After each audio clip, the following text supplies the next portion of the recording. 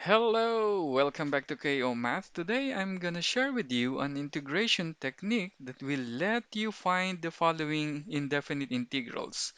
This integration technique is called the substitution rule or the substitution method or simply by substitution. I'm assuming here that you know already how to find derivatives and also that you know already your basic integration formulas.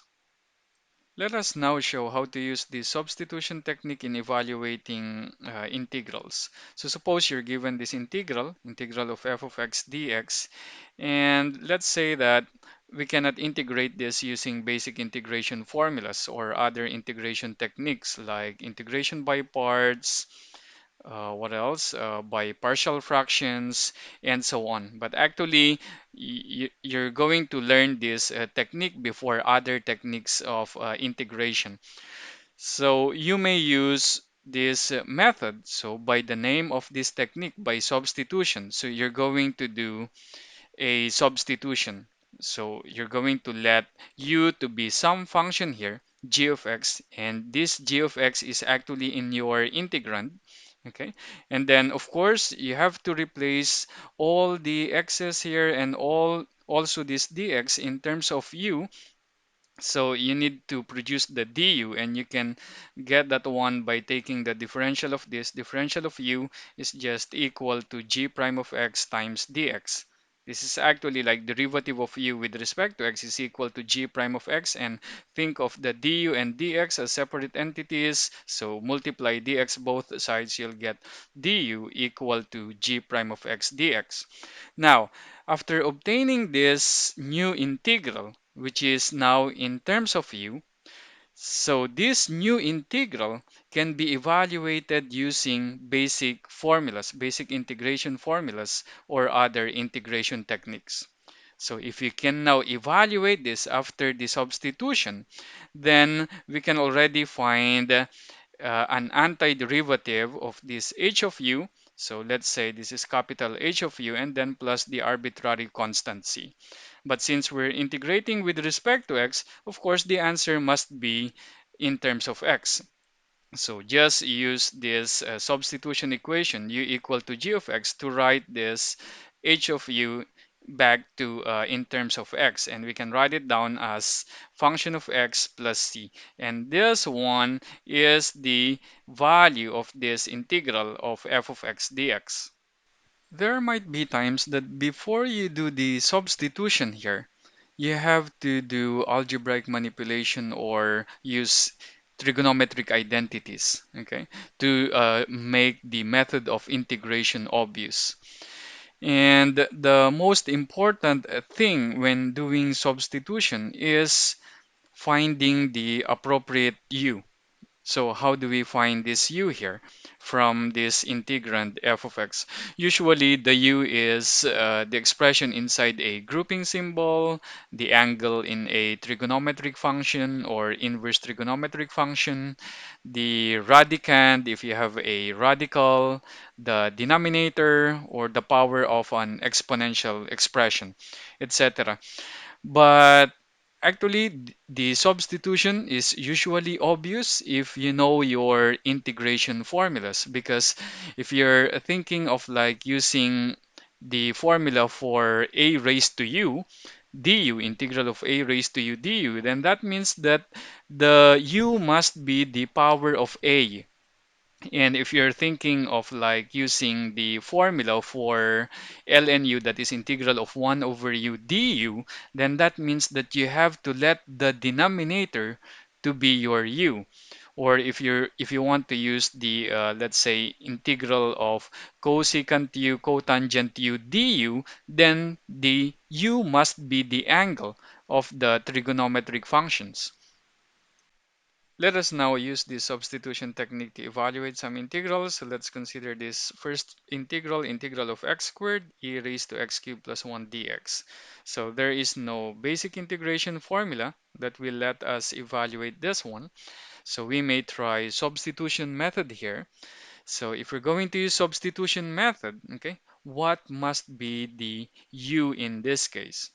So again, if you think of the u, it should transform the integral into a form wherein we can again use our basic integration formulas. And if you look at our integrand, it contains an e, an exponential function. It is e raised to a function. So if we're thinking of using the formula for integral of e to the u du, then our u must be the exponent of e. So the obvious substitution here is u equal to x cubed plus 1. So if we make that substitution, if u is equal to x cubed plus 1, we can now write this down as e to the u. So now our problem is how to write this x squared dx in terms of u. So but from this substitution equation, we can obtain the du, which is equal to 3x squared dx. And from here, we'll obtain the expression for x squared dx, the remaining factor here, x squared dx, and we can write x squared dx as du over 3.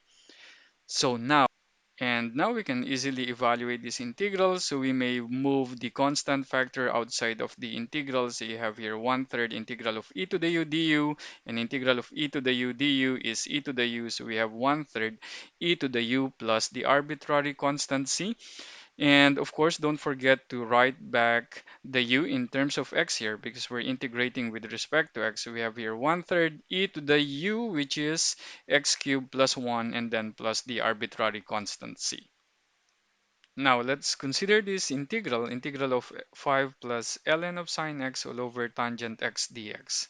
So what are the possible choices for u here?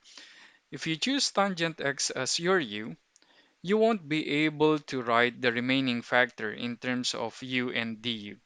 Now, if you choose sine x as your u, then you'll get an integral which is like integral of something and then ln u, but we don't have like a basic integration formula with an integrand ln u. So it doesn't make sense to let u to be equal to sine x or tangent x.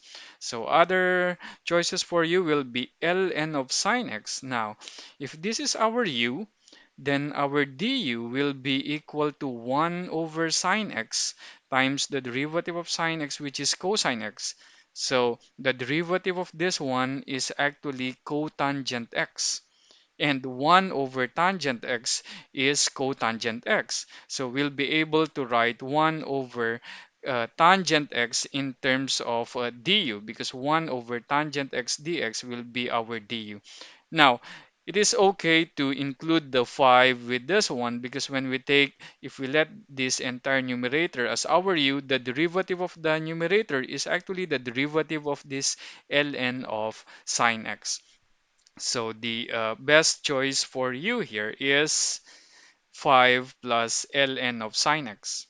And 1 over tangent x dx can be written as cotangent x dx. So if this is our u, so when you compute for du, du is just what? Okay, so derivative of 5 is 0, and the derivative of this one is 1 over sine x times cosine x dx. And of course, cosine x over sine x is just cotangent x dx. So you may think of this integral as integral of u du. And it's very easy to integrate that one because u is a polynomial. So you use the ordinary power rule. So integral of u du will be equal to what? So if this is integral of u du, then its integral is just u squared over 2 plus c. And if we write this in terms of x, we'll get 5 plus ln of sine x quantity squared all over 2 plus c. Next problem, let's integrate this one, 4 raised to x over 4 raised to x plus 1 dx. So in this case, we may try to the denominator, okay, to be our u. So if the denominator is equal to our u, then the du is just equal to 4 raised to x times ln 4, which is just a constant, times dx. So therefore, we can write this numerator 4 raised to x dx as a constant multiple of du. So we can make that substitution. So if u is equal to 4 raised to x plus 1, your du is just 4 raised to x ln 4 dx. So we'll be able to produce the du.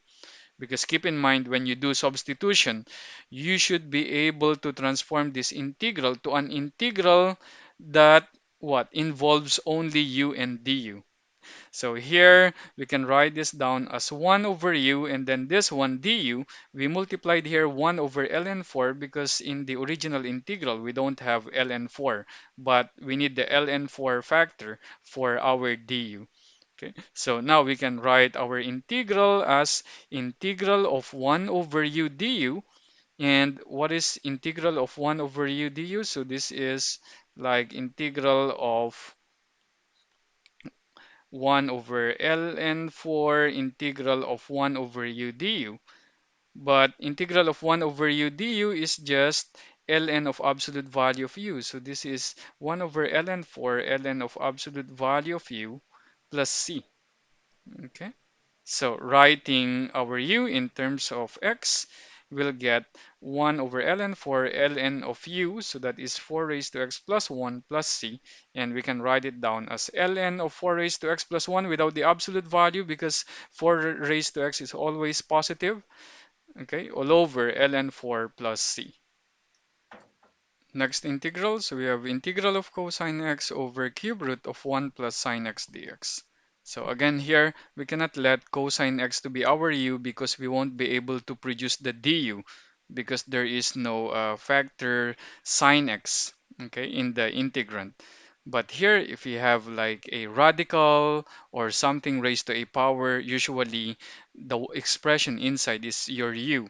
So in this case, we can let this expression inside this radical as our u. So u is equal to 1 plus sine x. And if this is our u, we can actually produce the du because your du is just cosine x dx. So here we can write this integrand as 1 plus sine x raised to negative 1/3 and then cosine x dx.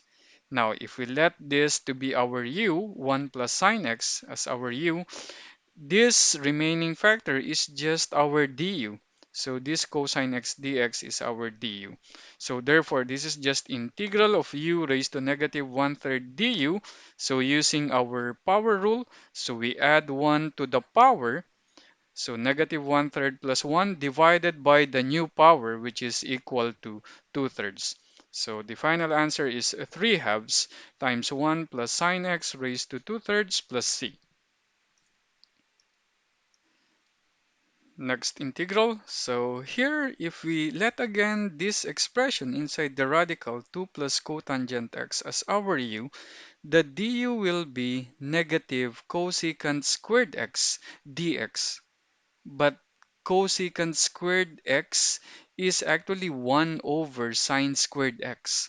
So therefore, we'll be able to produce the du if this is our u. So we can write it down as, again, we can write it as rational exponent, this radical raised to 1/2, and then this 1 over sine squared x can be written as cosecant squared x dx. So if this is our u, then the du will be negative cosecant squared x dx. But take note that we don't have a negative sign in the original integral. So to make this to equal, we multiply by negative 1 or put a negative sign here before the integral. So negative 1 times negative 1 is positive. So now we have an integral, negative integral of u raised to 1/2 du. So just using the ordinary power rule, we add 1 to the power divided by the new power, which is 3 over 2.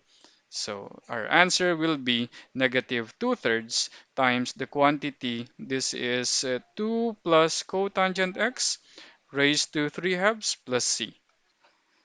Next problem. So let's evaluate this integral. So here there's only one obvious choice for u, and that is 2x minus 3.